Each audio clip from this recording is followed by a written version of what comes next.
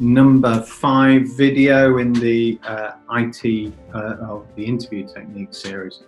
And what I want to talk about now is how to evidence and how to respond to the questions. Now, as I've said previously in a number of these videos, hopefully this will avoid the show up and throw up. You've made a note of the attributes that they would like to see in the successful candidate. And it's at this stage you've got an understanding as to how you evidence.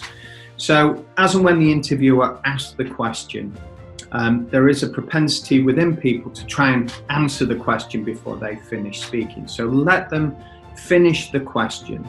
And perhaps as they're asking the questions, they might be nervous as well. They might have follow-on points to try and qualify it and position it a bit more. So let them finish speaking and give a reasonable pause.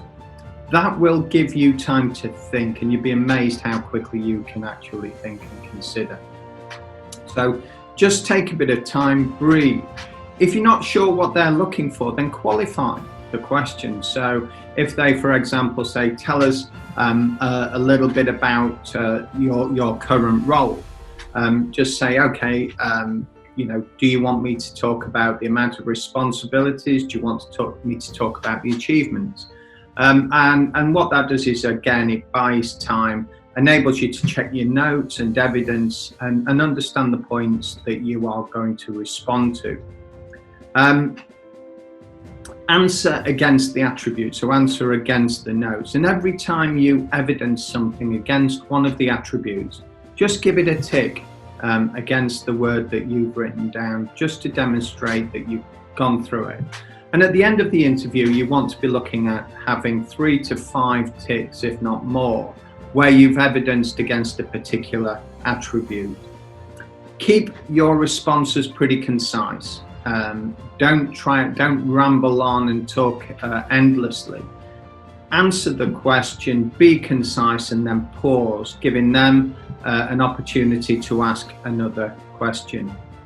Watch your body language. Constantly be on the lookout for what your body is doing. So folded arms, crossed legs can indicate a little bit of closed attitude towards the interviewer.